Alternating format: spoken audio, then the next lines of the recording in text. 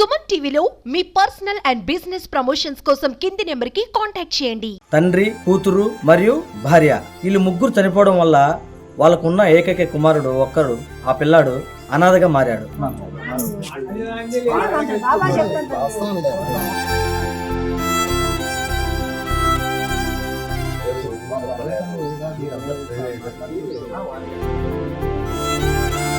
నీకు మీ నాన్న వాళ్ళు చనిపోయినారని ఎప్పుడు తెలిసింది?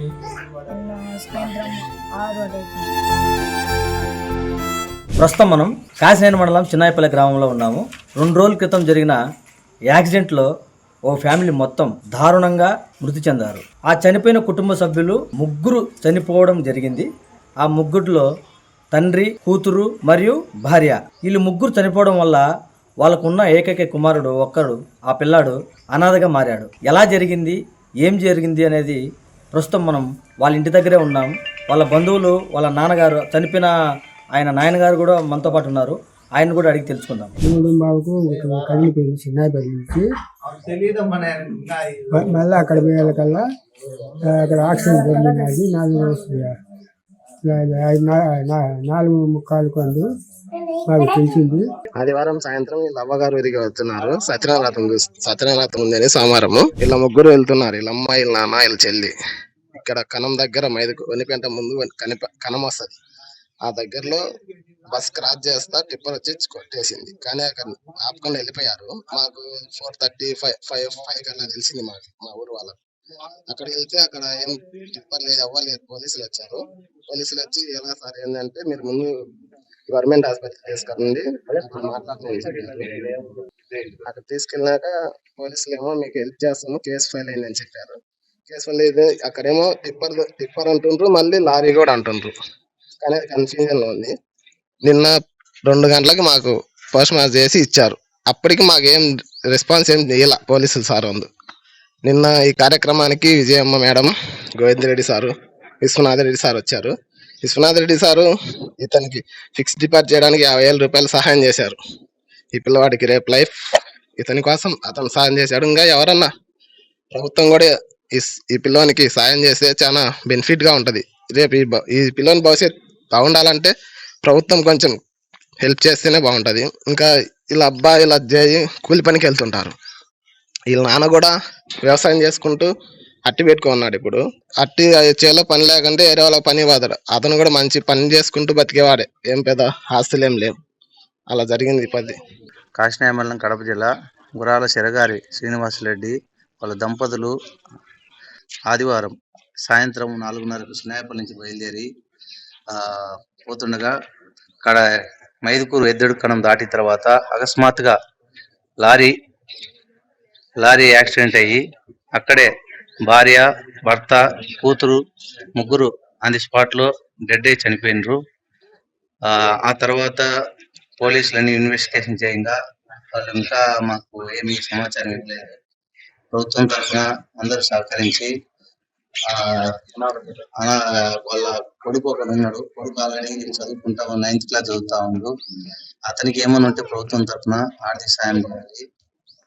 వాళ్ళని ఏదైనా చదువు పరంగా కానీ అన్ని చూసి ప్రభుత్వం కూడా ఆదుకోవాలి. మా అక్క, బావ, కుమార్తె ఫంక్షన్కి వెళ్తా మార్గ మధ్యలో కనం దగ్గర చనిపోయిండ్రు యాక్సిడెంట్ అయ్యి. వాళ్ళ తరఫు ఇంకా కుమారుడు మిగిలి ఉండి కుమారుడికి ఏదైనా ఆర్థిక సహాయం కానీ ఎడ్యుకేషన్ సహాయం కానీ ప్రభుత్వం ద్వారా, మిగతా నాయకుల ద్వారా ఎడ్యుకేషన్కి ఆర్థిక సహాయం కోసము ప్రెస్ మిగతా వాళ్ళందరూ సహాయం చేస్తూ కోరుకుంటున్నాం. పెన్షన్ పోతా 5 కోట్ల దగ్గర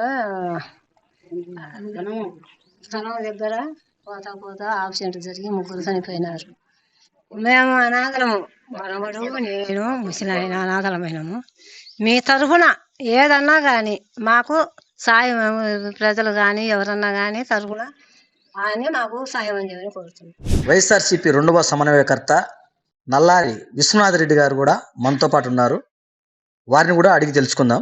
చిన్నాయపల్లె గ్రామవాసి గుర్రాల శ్రీనివాసరెడ్డి వాళ్ళ బంధువుల ఇంటి దగ్గరికి వెళ్తూ భార్య, భర్త, కూతురు గృహప్రవేశానికి వెళ్తూ అక్కడ మైదుకూరు దగ్గర యాక్సిడెంట్లో చనిపోవడం చాలా బాధాకరం. అసలు అక్కడ యాక్సిడెంట్ అయిన తర్వాత యాక్సిడెంట్ చేసిన వ్యక్తి కనీసం చనిపోయినారా ఉన్నారా అనేది గమనించకుండా అసలు ఆ విధంగా వెళ్ళిపోవడం చాలా బాధాకరమైన విషయం. కానీ తొందరలో పోలీసు వారు ట్రేస్ అవుట్ చేసి వారికి తగిన పనిష్మెంట్ ఇప్పించి ఆ కుటుంబాన్ని ఆదుకోవాలని కోరుకుంటున్నాను. అదే విధంగా ఆ ఊరికి వెళితే ఊరంతా శోక సముద్రంలో పాపం అందరూ ఏడుస్తున్నారు. నా మనసు కలిసివేసింది. దేవుడు ఆ కుటుంబాన్ని, ఆ ముసలి వాళ్ళను ప్లస్ ఆ చిన్న బాబును 9వ తరగతి చదువుకుంటున్నాడు శ్రీనివాస్ రెడ్డి కుమారుడు. నాకు చాలా బాధ కలిగించి నా వంతు సహాయంగా ఒక 50,000 రూపాయలు కూడా నేను అక్కడనే వితరణ చేయడం జరిగింది. ఆ దేవుడు ఆ కుటుంబాన్ని మనోధైర్యాన్ని ఇచ్చి కాపాడాలని కోరుకుంటూ, అదేవిధంగా ఆ పిల్లవారికి కూడా భవిష్యత్తులో ఏదైనా అవసరం ఉంటే ఆ పిల్లవాడిని ఆదుకుంటానని సుమన్ టీవీ ద్వారా తెలియజేసుకుంటూ సెలవు తీసుకుంటున్నాను. ఏం పేరు చిన్న నీ పేరు? జగదీప్ రెడ్డి. ఎన్నో తరగతి చదువుతున్నావు? 8th class. ఎక్కడ చదువుతున్నావు? కాజీపేట. నీకు మీ నాన్న వాళ్ళు చనిపోయినారని ఎప్పుడు తెలిసింది? ఇప్పుడు నువ్వు ఎవరి దగ్గర ఉంటున్నావు? తన అమ్మ నాన్న లేని ఆ లోటైతే ఖచ్చితంగా ఈ పిల్లాడిలో కనిపిస్తూనే ఉంది. కనీసం ఏం జరిగింది, ఎలా జరిగింది అనే ఆలోచన కూడా ఈ పిల్లాడికి లేదు. ఏమీ మాట్లాడలేని పరిస్థితిలో ఉన్నాడు. ఏం మాట్లాడినా కూడా ఈ పిల్లాడి దగ్గర ఏడుపు తప్ప మరి ఏ మాట రావట్లేదు. కెమెరామెన్ రామ్తో మీ నరసింహ, సుమన్ టీవీ.